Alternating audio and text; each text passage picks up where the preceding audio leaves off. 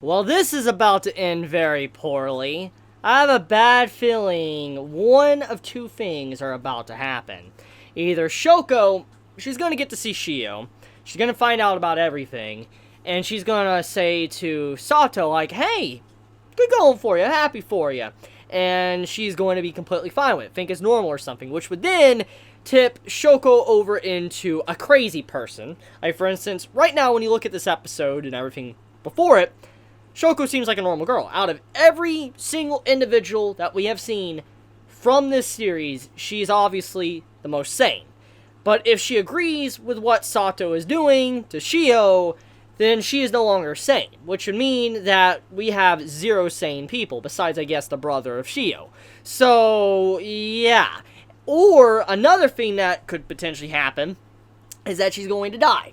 She's going to say that's messed up, be scared, Sato gonna kill her. One or the other. So, those are the potential 2 outcomes I see that could happen in the next episode. And honestly, I'm worried, because the more and more I look at Shoko as a character, the more and more I think she's gonna be that type of character.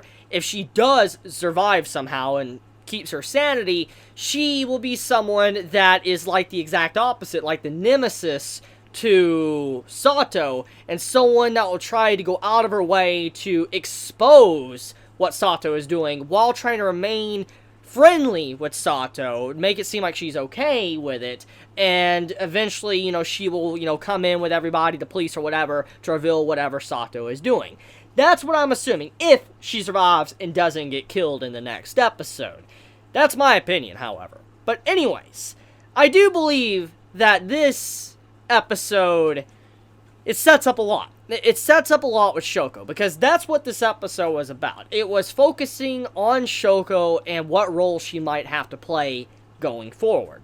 Number one, we know Shoko is potentially gaining feelings for Shio's brother, because she does talk about in this episode, she wishes that she could have someone, like a prince of her own, similar to what Sato has. Before she is about to find out the truth or what she think is going on, or before she's like, I know you don't have a boyfriend or whatever, and she was talking to Sato about that, she wanted or wants a prince like what Sato has. And so because of that, you could assume, thanks to this dialogue, it might be attaching itself to Shio's brother, that she might eventually get with him, and eventually, because she cares about him or loves him, we don't know if she's going to go crazy for him or whatever, we don't know if she's going to stay sane or not, she might help him out to find Shio, which in turn is going to put her in the crosshairs of Sato, and like I said, she dead.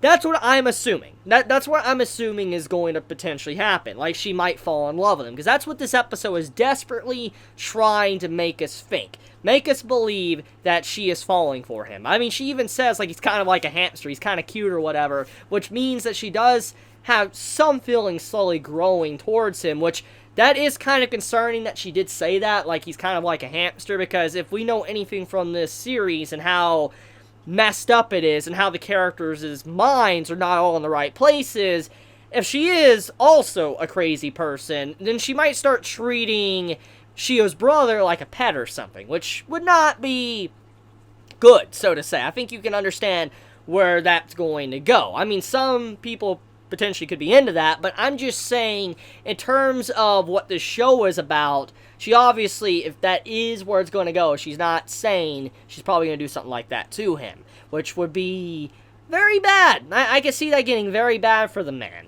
But okay, so besides Shoko and talking more about her past or who she was or how she is, we also get some details on Shio's brother. Now, Shio's brother, honestly, I feel just sad for. I mean, I don't know really who has had it worse. Has Shio had it worse, or has the brother? Because, I mean, yes, Shio obviously has some problems. I mean, she can't really remember her mother or anybody in the past because she probably saw a lot of bad things, and she, like I said, is repressing. And now the door is open, she's starting to remember, but she's went through a lot of bad things as well. But Shio's brother has experienced so much horrible crap that honestly, I'm surprised he is still sane, like, from what it appears to be. Like, the man, he had to stay with his demon father. Well, his father wasn't a legit demon, but he might as well be. He had to stay with his father, which was pretty much a demon, tormenting him, even ripping his fingernails off. Like, oh my god. Like, yeah, that when scenes like that happen, I just start cringing up. Like, when I saw something like that in Higurashi, I remember I had to close my eyes. Stuff like that always horrifies me, just seeing something like that. But yeah, he went through a lot of problems with his father for a very, very long time. And honestly, like I said, I'm surprised he just didn't break down. And I was assuming that maybe he might have killed his father or something. That's what I was assuming. Like, he killed his father because, I mean, this is that type of series. I figured he might go that. He might have snapped, ended him, and that's why he has no home or something. But now it's official. He's more of someone that has no home because his dad's dead. His mother, we don't really know what happened to her, if she's dead or not, but he's someone that basically has no home, just living on the streets because he has nowhere to go. And his father died thanks to just probably old age, or just over drinking or something. He probably, just died normally, and that's why he's like he is. So it's honestly surprising that he didn't do anything. He didn't retaliate against his father throughout all of those years. That's saying a lot. However, it does also say a lot when he does have a lot of happiness well up with inside of him when he realizes that his dad died. That's not a normal way to look at it, but I mean, I guess if you're tormented by someone like that, you would feel like that, but it definitely shows some parts of his psyche has been damaged for long term, and that's probably never going to go away. But at the very least, he's not as bad off as Tayo. Whatever's happened to Tayo, you know how his manager was or his boss, how she treated him, at least he's not damaged like him. So when you think about it, I guess it's not that bad. But let's get into the other situation, the conflict that's building up here. So, number one, as I already said, I talked about the conflict that Shoko is about to have. She could be on the chopping block and be done in the next episode, depending on how her reaction is to Sato and Shio's relationship. But Tayo is also someone that is in some problems right now. Obviously, Sato knows about Tayo, knows that Tayo knows about Shio, and she even just downright writes a message to him, like, do you want to see Shio? That's pretty unnerving, because we know what Sato is capable of, and so most likely, she's going to, end the man. Probably invite him over, end him, that'll be it. And then we also have the teacher as well, that is also another wild card to the series, because he's someone that obviously knows that Sato has committed a crime. He knows that she has obviously killed someone. And the bags he had to burn was from someone. He doesn't know who. He doesn't know if it was the aunt or not. He assumes it is because he hasn't gotten contact with her, but that's who he assumes it is. And even though he knows this, he's playing a very dangerous game. He's wanting to investigate on his own without calling anyone, just do it by himself, which puts him in a lot of danger, because if Sato realizes this, then he's also, gone. He's a goner. And I feel like what he wants the information for is not just to, throw it into her face, like, oh, I got this and all that, what you've done, but he's probably wanting to use that to blackmail her, because he is that type of individual. You remember, he's like a masochist, so he obviously would love to be in that situation to try to have some information in which you take her aggression out on him or something. That's what I'm assuming, so yeah.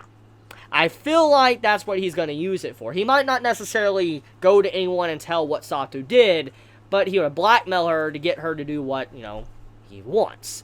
So yeah, he's definitely not a good person by any means, but he could potentially, lay the groundwork for Sato being discovered. For instance, if Shoko finds out about this and how the teacher is, then she might be able to get the information from him to eventually take it to the public and then turn Sato in, if she does, like I said, remain sane. So yeah, that's pretty much the main events that happened within this episode. All the details building up and all that, and I'm pretty excited to see where the series is going to go. There's A lot of setup here, a lot of tension. I'm kind of curious to see what's going to happen with Shoko and Shio's brother, if they're going to get into a relationship, or what Sato's going to do to Shoko. A lot of questions, a lot of mystery. I'm pretty excited for the next episode. Let me know your thoughts in the comments below. If you enjoyed this week's episode or hated it, be honest in the comments below. If you like my content, please subscribe. If you like this video, please leave a like. And if you want to get notified for whenever I upload a video, please click the bell icon down below. With that, Chibi out.